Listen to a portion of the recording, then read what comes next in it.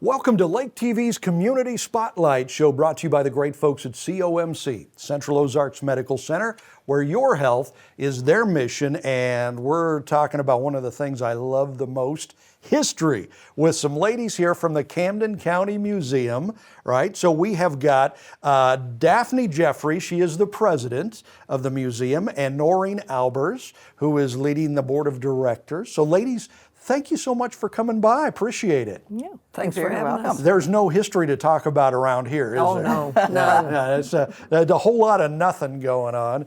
So when I first contacted you guys about doing this and doing a series of shows, so remember, there will be more than one. This is a series.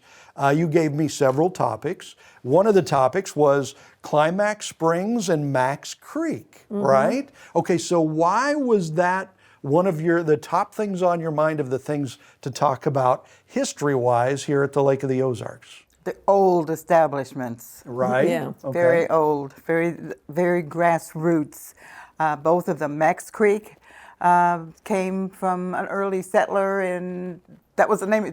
They named the creek after him. Okay. So there is actually a Max There's a reason. Creek there. There's a right? Max. Yes. Right, There's just a like Max. there's a Lynn Creek, right? Yeah. That rolls through there. Okay, and in Max Creek, so at some point it was named after some dude named Mac, right? And the creek was there and everything. So is this a pretty old place? Has this been there for a while? Oh, yeah. How long has that been there? 1869, I think, right about it. Yes. 1869. And there were settlers just before that time. Yeah. And Yeah. it took a while. Gradually, what happens, a town becomes a town when someone, a local, decides to apply for a post office name. Okay, the post office is pretty key. And that seems to be the root. Okay. But there are people there, and there's settlers, and there's life before that time. Right, right. And it's like there's an old post office on J Road somewhere, right? And because there was... Roach. In Roach, right, because there was a Roach establishment. Yeah. So when we start talking about these towns like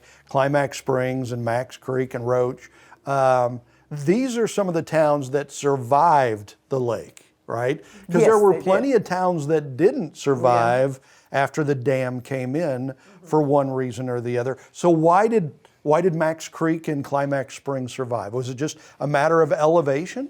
Sure, they're far enough away from the river that they were not disturbed by Right. the building of the dam.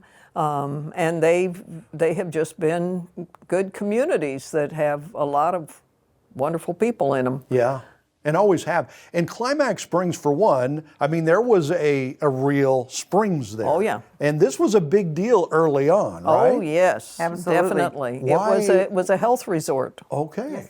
So And people that's- came from just around Missouri or all over the Well, country? Well, probably from most of the country. I mean, it's just like up toward Kansas City, you have Excelsior Springs. Yeah. And you have other places where there are springs. In Arkansas, there's hot springs. Yeah. And these were actually health resorts Yeah. where you went for the spring water because it was a tonic. Yeah. It helped your body. Okay, at least they sold it that way, right? That's right. Absolutely. And some of the pictures you've sent me on this, the Climax gas station, right? Is that gone or is that still there? It's gone. It's yeah. gone, okay. And then the hotel, and this was a big, beautiful hotel, right? Yes. Yes, it was. Yes. Wow. Especially for that era. Yeah. Yeah. And people That would time. come and pay big money to stay in the hotel and get the medicinal purposes Yeah. of the springs. Yep. Yeah. Okay. So those are some of the big early parts about it. What was the claim to fame for Max Creek? Why would people move to Max Creek? Well, Basically, in the beginnings, when they really got started, they had an influx. They had the people that a town needed. They had blacksmiths. They Right. had a doctor. They had butchering. They could drive livestock. Right. Before market, they could drive them to and it's a Max wonderful farm area over there. Yes, There's it's lots good of land. farms around there. Well, and you don't find that in the lake area too much because there's so much rock, Yeah. right? Yeah, but when you get to the west part of the county, you get into better farming Okay. area. So, and Max Creek was more of a farming. And Roach, okay, and we still hear about Roach. Was that a town at some point, or what's it the had story a of post Roach? office. There was Yeah. a little community there. Right. They're still there. There's several churches. Yes. That's off J Road, right? Yeah, it's on Right? J Road. Yeah, which is a beautiful drive if you've ever taken J Road back there. Okay, so those are some of the towns that survived the lake: Max Creek, Climax Springs, Roach. There are several towns that did not survive the lake. And when we come back here on the Community Spotlight Show, we're going to talk about some of those places like Bannister and Nonsuch. I love that name, by the way, Nonsuch. That's my favorite one. I know. And Irontown and Old Lynn Creek. We know of New Lynn Creek now. So we'll be talking about all of that. We've got a couple of ladies from the Camden County Library here. Museum. What's that? We're not from the library. Oh, I'm sorry. It is the museum, isn't it? That's right. Camden County Museum. It's Daphne Jeffries and it is Noreen Albers. So we'll have more, especially on some of those towns that didn't survive the lake, right after this.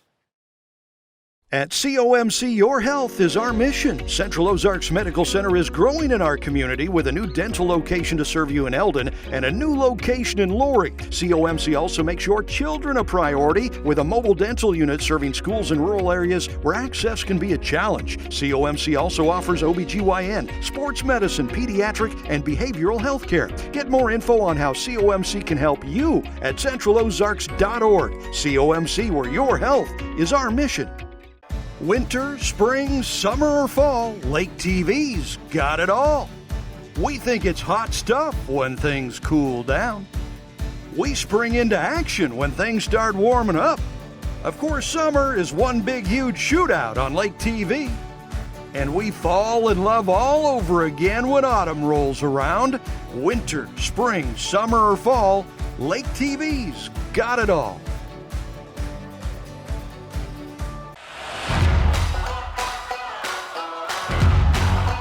If you love the lake, you gotta love Lake TV.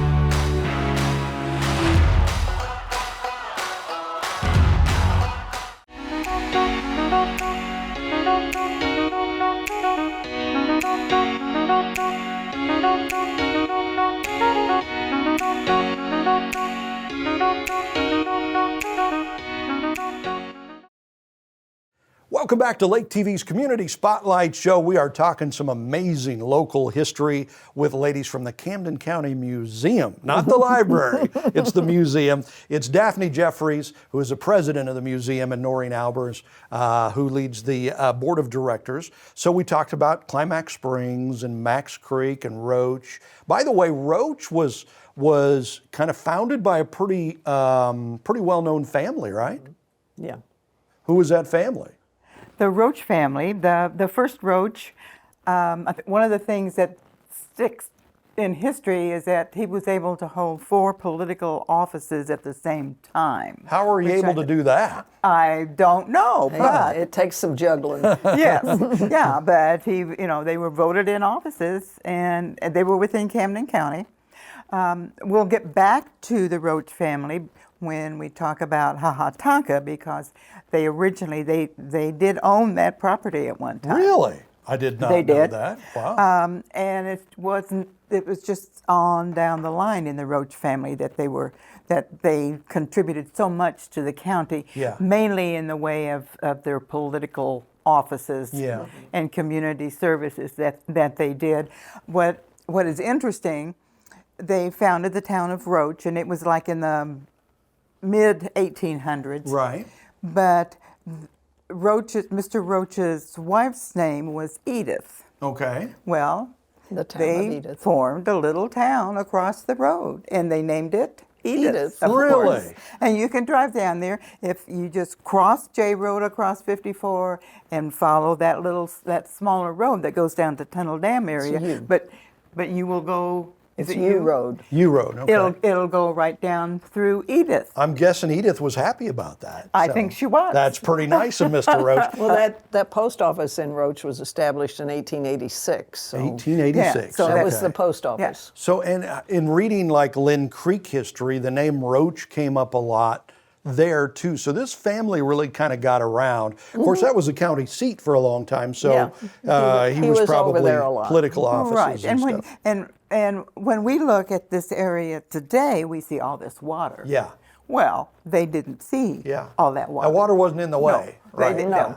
No. So the area and the towns, in reality, they were neighbors. Right. Yeah. Today, they're not so Yeah, neighbors. because you got to sometimes to go 4 miles, you got to go 30 miles to Correct. get around the water here Sure. at the lake now. Well, where the bridge is on 54, the Niagara Bridge, that was just a ford. Yeah. That was Bunch's Ford, Interesting. Yeah, where they named could after ford the the Bunch river. family. So some of the towns lost when the dam came in and the lake came in. Bannister. Where was Bannister at? Up N Road, about halfway between Max Creek and Climax Springs on N Road. Okay, so it was kind of in between Yeah, there, huh? All right, and the water got that, I'm Well, guessing. no, it just sort of faded away over time. Okay, because not every town went away because it was flooded. No. Some of them went away because they just didn't Yeah. make sense anymore, Yeah. or they were too out of the way. Yeah. Bannister was above water, but a little too out of the way. How about, I love the name Nonsuch.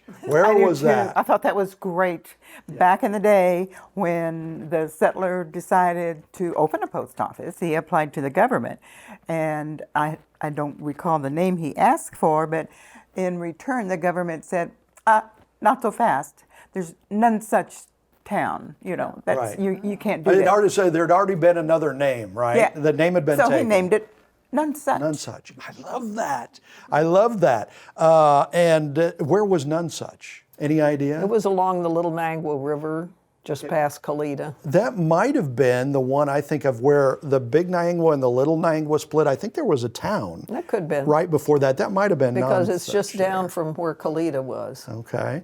So it's interesting when you're out boating to think that there was actually a community under those places. A good marker to go from is on J Road. There's a Lower Prairie Hollow Southern Baptist Church down in there, and that was back in the day. That was an area where some of these towns were, but it was a really a good settlement of folks that no longer.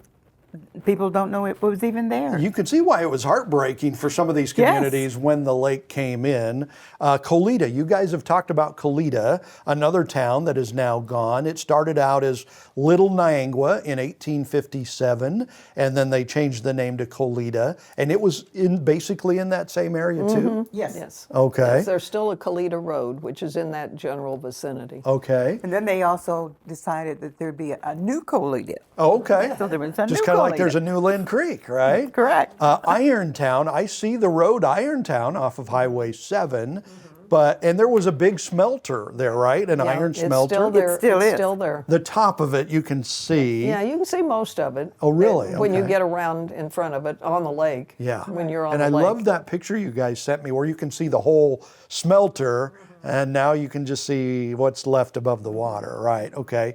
And then of course everybody knows about Old Lynn Creek, because they had to move like twice. Yeah. But there's still those stories of, the church steeple and stuff down there. Oh, I love that one. And none of those stories are true, right? I mean, they No, the raised bell doesn't ring under the water. No. They raised everything to the ground. It's gone, taken down. But and kind of like we talked about, you can see why these people were heartbroken to lose their communities because they loved their communities and we lost that history, so to speak. Yeah, their kids were born there. Their grandparents. They were all from there. People died there, and then to take it all away. Yeah. Then it is. Yeah, it was very tough. Yeah, All it right. is. So you guys can see the amazing history we get to talk about here with the ladies from the Camden County Museum. It's Daphne Jeffries, it's Noreen Albers, and we're doing a series of shows with these ladies about local areas, local communities, different things. So if you see one of the shows, there's more coming, so be looking for those. So if folks want to get more information on the Camden County Museum, what's the website? CamdenCountyMuseum.org. There you go, CamdenCountyMuseum.org. Okay, for Daphne Jeffries, Noreen Albers, thank you guys so much for watching Lake TV's Community Spotlight Show.